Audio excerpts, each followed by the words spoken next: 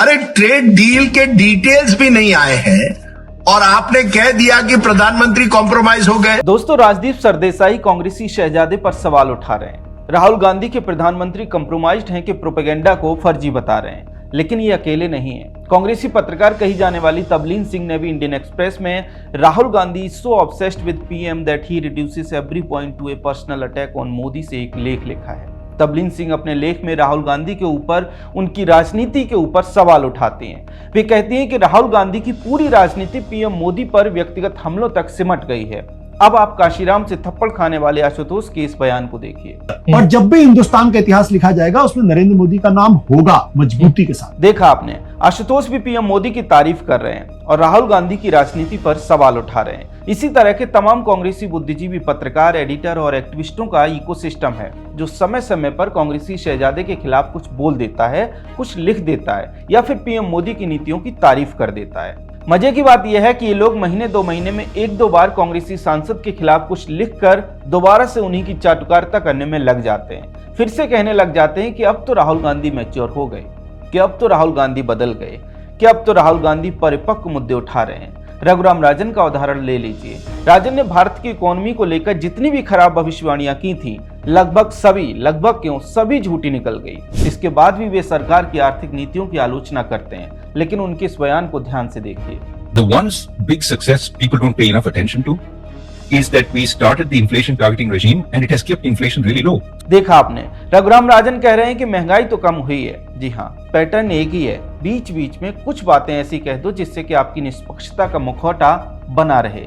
अब आप the new Indian express में कथित पत्रकार रविशंकर का ये लेख देखिए। 8 फरवरी को पब्लिश हुए लेख में वे कहते हैं कि राहुल गांधी अब क्रोधित भी दिखते हैं, चुटकुले भी सुनाते हैं और निजी अटैक भी करते हैं। ये राहुल गांधी का बदला हुआ रूप है। दोस्तों, इसे ध्यान से समझिए। ये पूरा एक सर्कल है। ये सभी कथित बुद्धिजीवी और पत्रकार लगातार अनेकों मुद्दों पर राहुल गांधी का समर्थन करेंगे, उनका प्रोपेगेंडा और नैरेटिव आगे बढ़ाएंगे और बीच बीच में एक बार कुछ ऐसा कह देंगे जिससे कि खुद को निष्पक्ष की तरह पेश कर सकें। मजे की बात यह है कि जब इस तरह से निष्पक्ष दिखने का ढोंग ये लोग करेंगे, उसी समय, बिल्कुल उसी समय कोई दूसरा दरबारी राहुल गांधी की चाटुकारिता भी करता दिखेगा। जैसे इस समय एक तरफ तबलीन सिंह उनकी राजनीति पर सवाल उठा रही हैं, तो दूसरी तरफ रविशंकर उनकी राजनीति पर कसीदे पड़ रहे हैं। इससे एक बात स्पष्ट तौर पे कही जा सकती है कि जब भी कोई कांग्रेसी पत्रकार और बुद्धिजीवी राहुल गांधी के खिलाफ लिख रहा है या फिर बोल रहा है, तो उसका अर्थ ये नहीं है कि उसने अब कांग्रेसी शहजादे से उम्मीद छोड़ दी है। उसने ये सोच लिया है कि राहुल गांधी से कुछ नहीं होगा। बिल्कुल भी नहीं, उन्होंने उम्मीद नहीं छोड़ी है, बल्कि वे ऐसा इसलिए कर रहे हैं क्योंकि ये भी एक तरह का प्रोपेगेंडा का ही हिस्सा है। देखिए, असली प्रोपेगेंडा वही है जिससे पता न चले कि प्रोपेगेंडा किया जा रहा है, और वो तब होता है जब इन कांग्रेसी दरबारियों की इमेज निष्पक्ष पत्रकार, बुद्धिजीवी और एक्टिविस्ट की बनी रहे। इसलिए बीच बीच में ये लोग ऐसा करते हैं। तो चाहे राजदीप सरदेसाई की बयानबाजी हो, चाहे तबलीन सिंह का लेख हो, या फिर आशुतोष का बयान हो, या फिर किसी और दरबारी का कोई वीडियो, इनके झांसे में नहीं पड़ना है। ऐसा इसलिए क्योंकि एक फेल्ड प्रोडक्ट को लॉन्च करने के लिए वर्षों से ये लोग लगे हैं। इंडिया टुडे के इन कवर पेज को देखते जाइए। वर्षों तक इंडिया टुडे राहुल गांधी को लॉन्च करता रहा। बार बार उसने लिखा कि अब तो राहुल गांधी बदल गए, अब तो बदल गए। लेकिन हुआ क्या? वही ढाक के 3 पात। ना तो राहुल गांधी उस तरह से परिपक्व दिखाई दिए और ना ही उनकी राजनीति में कोई परिपक्वता दिखाई दी, और ना ही वे कोई कमाल कर पाए। कमाल छोड़िए, कभी भी वे बड़ा चुनाव अपने बलबूते पर कांग्रेस को जिता नहीं पाए।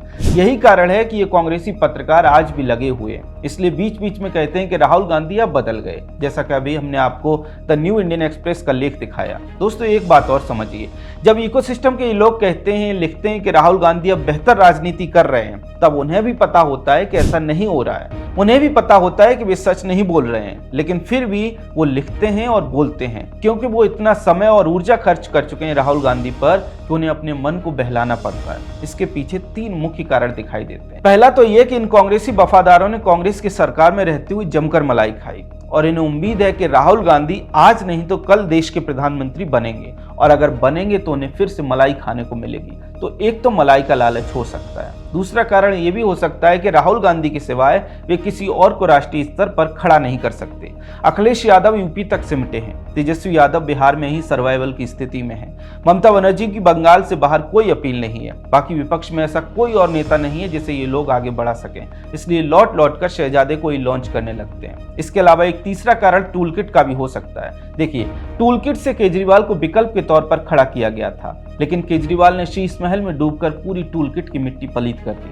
केजरीवाल की राजनीति भी पूरी तरह से हाशिए पर है और उनकी खुद की इमेज बची नहीं है। स्थिति यह है कि आज केजरीवाल के नाम पर शायद ही पार्टी 2-4 सीटें जीत पाए। ऐसे में विदेशी टूलकिट ऑपरेटरों की निर्भरता भी राहुल गांधी पर है। शायद इसीलिए वहीं से इसी तरह से प्रोपेगेंडा करने के निर्देश आते हों।